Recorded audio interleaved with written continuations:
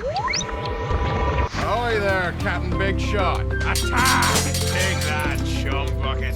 If you can say one thing about Pirates of Black Cove, it's that it's got a certain charm. You'll find it in the hundreds of toe-curling puns littered throughout the game's version of the Caribbean.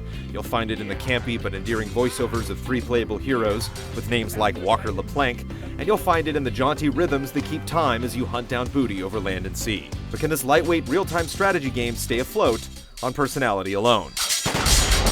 Not quite. You might have the tools for a decent strategic experience, but Nitro Games seems to throw the need to use them overboard. Consider the naval battles. While it's fun to capture rival vessels and fit them with upgrades, the battles themselves require little more than circling your ship around your prey and firing your cannons once you're broadside.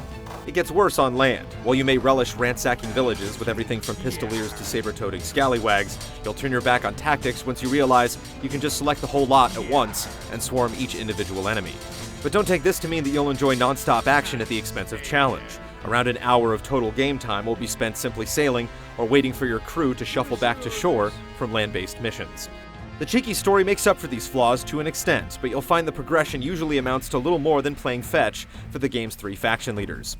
That's not to say that there aren't some high points here, such as battling a kraken or assaulting a siren fortress, but it soon becomes apparent that your exploits at sea significantly eclipse the tedious land-based missions. So, Captain, we meet again. Pirates of Black Cove isn't an awful game at its heart, particularly if you've always held a torch for Captain Hook and his ilk in the immortal Pirates vs. Ninja debate.